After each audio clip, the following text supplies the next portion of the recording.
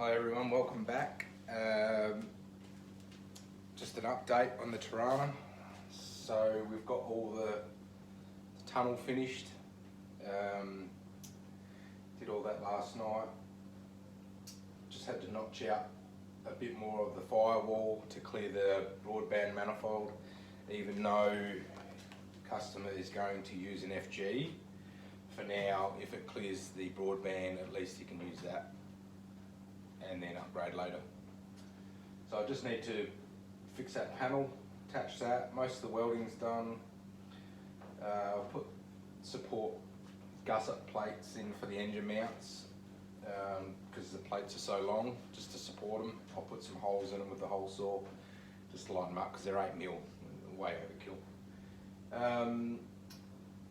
All I need now is another steering knuckle to do a bit of a dog leg in the steering because I've moved it over, and the TORANA, as I said earlier, the TORANA steering sort of goes on a bit of an angle. It's a shit idea, but I've straightened it. Still using the factory HB column, shortened the outer crush tube cage, and that should work with just another steering knuckle and another bit of shaft just to offset it. That should do the trick. Not sure what's going to happen, whether the car's going back to the owner's house for brakes and then whether it's coming back here for me to start the pipe work. I'm not sure what's going on with that yet. Otherwise I'll start mounting a throttle body, put the gasket on, make sure the head's all bolted down in the correct place, and then I can start running the pipe work. He is talking about running a water to air intercooler. So I'd rather an air to air because it's just easier. It's less shit in the engine bay you got to worry about. You got to worry about a pump and hoses and all that sort of stuff. So I'll push the motor a fair way back, so it should clear with a standard, like a 400, 375mm intercooler. It should fit. The owner stated that he definitely doesn't want anything cut through the lower panel, the front panel, which is fair enough. So we're going to try, and I reckon I might be able to get it just to sort of mount behind the grille. There's more room from the back of this rad support to the rocker cover than my VR with the BARRA. So yeah, so I'll see how it goes. I might just mount, I've got one there that I replaced when I smashed the VR. It's okay, it just crushed one of the ends, so I'll put it in the vise and fix the end up. It's only one end. I don't think it's leaking. I'll pressure test it. I'll put some ends on it and put some air into it and put it in some water and see if it's leaking. I don't think it is. And then I can use that as a dummy.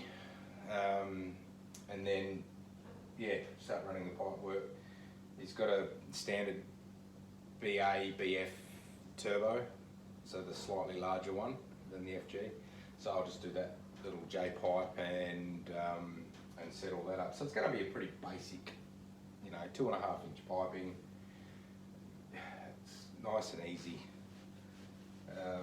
Tons of room for a dump pipe in these. I had a Corolla with a BARRA in it, and it was a fucking nightmare to get something down the side. These have got tons of room. Anyway, so I'll give you a bit of a look around at the tunnel. So you can just see here the extra plate I've done there. I haven't finished welding them yet. I've just tacked them into place and I'll fully weld them. And then in here,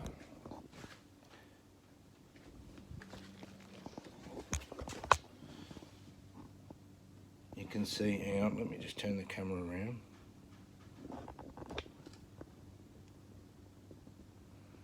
I don't know how to do that. Anyway, there's the tunnel. I'll weld it in. Come up good, happy with it, it's nice and strong.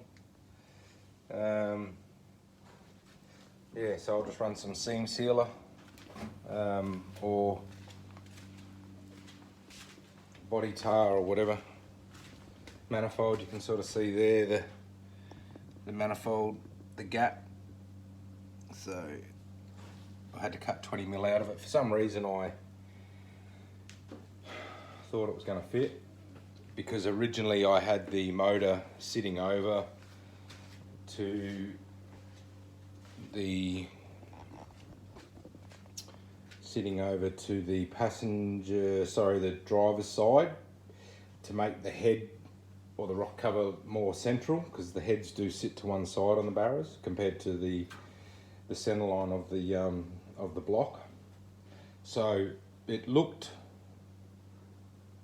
more aesthetically pleasing, but when I started doing the tunnel, I realised that the trans was too far over to one side, and so I scrapped it, moved it back over, all just to save that cutting it out, so it was fuck all. So that's all done. And here's the other side. So you can see this little dog leg here. All this was originally done when it had the 202 in it. So I utilised that, and yeah, the more I cut out, it was going to be harder to fill. So that's all done, thank God, because it was a fucking nightmare, especially in this heat. Anyway, let me just put back up here. So, there we go.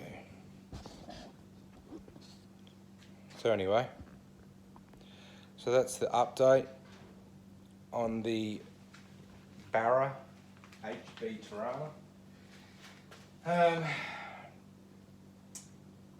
Next job is to pull the motor and box out, weld up the engine plates, fully weld the trans cross member, and go and trim up all the extra overhang of the firewall, all underneath. Not looking forward to that because it's a pain in the ass, but anyway, you got to do it.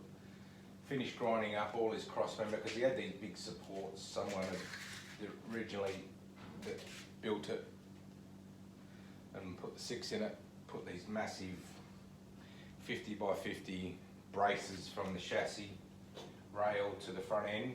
Now the front end unbolts out of these, so that meant that the front end could not come out, and it didn't need it. I had a cross flow in an HB that used to pull wheel stands and never had any issues with the rails or the front, and you know, the Holden 202 wasn't going to make much fuss, so I don't know what they were for, but anyway, they're gone now because it was in the way of everything, so they're gone. So I'll just have to finish cleaning up all the welds and grind back all the extra bits of welds once I cut them off. So yeah, that's where we're up to at the moment, and I'm still on holidays. I want to try and get this done in the next have it finished, and then